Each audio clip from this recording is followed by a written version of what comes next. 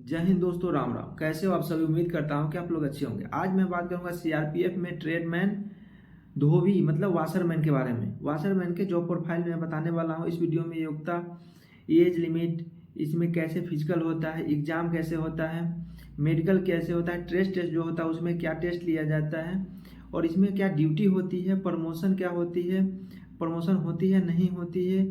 उसके बाद बात करूंगा इसमें इसमें फैसिलिटी क्या क्या मिलती है, मेडिकल फैसिलिटी मिलती है नहीं मिलती है, फैमिली फैसिलिटी मिलती है नहीं, सारे टॉपिक के बारे में इस वीडियो में बताने वाला हूं। तो वीडियो को स्किप ना करें और वीडियो के लास्ट तक बने रहें ताकि पूरी जानकारी आपको लास्ट तक मिल जाए। सबसे पहले बात करते हैं योग्यता की। इसमें अगर आप जाना चाहते हैं तो इसमें योग्यता क्या होती है। इसमें जो होती है योग्यता वो 10वीं पास होनी चाहिए। अगर इसमें आपको फॉर्म भरना है तो 10वीं पास होना पड़ेगा, तभी आप इसमें जाके फॉर्म भर सकते हैं। और उसके बाद बात करते हैं कि इसमें एज लिमिट क्या होता है। एज जो लिमिट होता है 18 साल से लेकर 23 साल तक एज लिमिट होता है, जिसमें जो कम से कम 18 साल और ज़्यादा से ज़्यादा 23 साल, जो सेम सभी ट्रेड्समैन के लिए इसी कुछ कुछ को छोड़ करके सभी ट्रेड्समैन में यही एज लिमिट होती है जो 18 से 23 वर्ष का है। और इसमें जो रिजर्व कैटेगरी के जो भी उम्मीदवार हैं उसको स्पेशल छूट दिया जाता है, जैसे SC ST हो गया, OBC हो गया या भूतपूर्व सैनिक हो गया। इसके लिए अलग से एज का रिलैक्सेशन दिया जाता है। लेकिन ऐसे जो नॉर्मल है 18 से 23 वर्ष तक एज का एज लिमिट होता है। इसमें जो प्रोसेस होता है, पहले एग्जाम होता है, उसके बाद होता है फिजिकल, उसके बाद होता है टेस्ट, डॉक्यूमेंट वेरिफिकेशन, मेडिकल, उसके बाद आपका मेरिट लिस्ट और सिलेक्शन। इसमें जो बात करते हैं से इसमें जो एग्ज़ाम होता है वो होता है कंप्यूटर बेस्ड एग्ज़ाम होता है, ऑनलाइन एग्ज़ाम लिया जाता है। उसके बाद अब उसमें अगर पास कर गए हैं तो आपको फिजिकल के लिए बुलाया जाएगा, जिसमें आपका नाप तोल होगा, हाइट वेट चेस्ट का, और आपको रनिंग कराया जाएगा।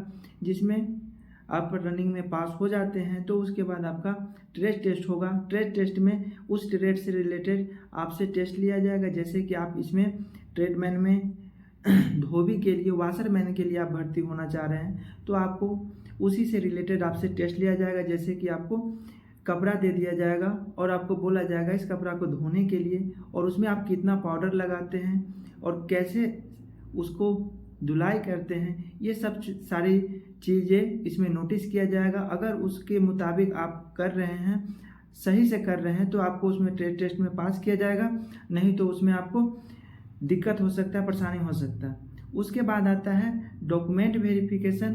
डॉक्यूमेंट वेरिफिकेशन में आपको जो डॉक्यूमेंट मांगा रहता है वो डॉक्यूमेंट वहाँ पे चेक होता है, और वो सही है तो फिर कोई बात नहीं। अगर उसमें कोई दिक्कत होगा, अगर डॉक्यूमेंट आपका गलत है तो फिर आपको उसमें परेशानी का सामना करना पड़ जाएगा। उसके बाद आता है मेडिकल। मेडिकल में जो होता है शारीरिक मापदंड, जो उसमें चेकअप किया जाता है, शरीर से रिलेटेड शरीर का हर पार्ट का चेक किया जाता है, जिसमें शारीरिक और मानसिक सभी रूप से चेक किया जाता है। आप सभी सही में आप फिट हैं। अब बात करते हैं इसमें फैसिलिटी मिलती है या नहीं मिलती है। जैसे कि अलग अर्धसैनिक बल में जैसे मिलती है, जैसे GD वाला को मिलता है, वैसे इस ट्रेडमैन में धोबी को फैसिलिटी मिलती है या नहीं मिलती है। तो इसमें जो होता है सभी फैसिलिटी वाशरमैन मतलब धोबी को मिलता है। क्या है कि इस ट्रेड से कोई मतलब नहीं है तो ये फोर्स का मेंबर ही, तो इसमें भी सेम वही फैसिलिटी मिलती है जो सभी को मिलता है। इसका जो मेडिकल फैसिलिटी के बारे में बात करूँ तो मेडिकल फैसिलिटी मिलता है, और इसमें भी CRPF में जो वाशरमैन धोबी है इसमें भी आयुष्मान कार्ड बनता है, जो आयुष्मान कार्ड एक्सेप्टेड हॉस्पिटल में आप फ्री में इलाज करा सकते हैं, कैशलेस ट्रीटमेंट करा सकते हैं। अब बात करते हैं फैमिली लाइफ का। फैमिली के साथ रहने का फैसिलिटी इसमें मिलता है नहीं मिलता है? तो इसमें मिलता है, क्योंकि इसमें जो होता है कैंप में ही रहना है।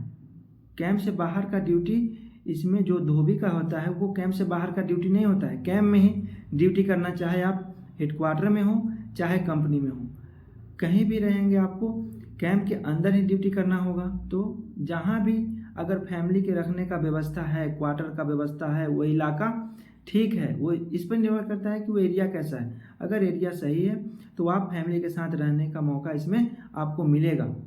अब बात करते हैं इसमें से ड्यूटी कैसा होता है। इसका जो ड्यूटी होता है वो सुबह से शाम तक होता है। इसका कोई फिक्स ड्यूटी नहीं होता है, ऐसा नहीं से इतना आपके ऊपर है। आपको कपड़ा आयरन करना होता है, कपड़ा धोना होता है, तो वो आपके ऊपर है, आप कैसे करते हैं, कब करते हैं। इसमें आपको जो ड्यूटी है नाइट का, तो नाइट का ड्यूटी नहीं लगता है। जैसे दूसरे ट्रेड्समैन में नाइट में भी अगर नौकरी ना रहे तो नाइट में भी ड्यूटी करना पड़ जाता है, तो ऐसा इसमें नहीं होता है। इसको जो वाशरमैन होता है उसमें ड्यूटी नहीं लगती है।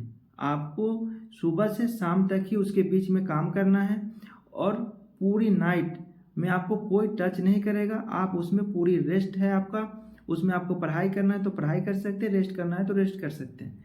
इस टाइम के मामले में बात करूँ तो इसमें अच्छी खासी टाइम मिलता है, जो आपको किसी भी चीज़ की तैयारी करने के लिए इसमें बहुत ही ज़्यादा टाइम मिलता है।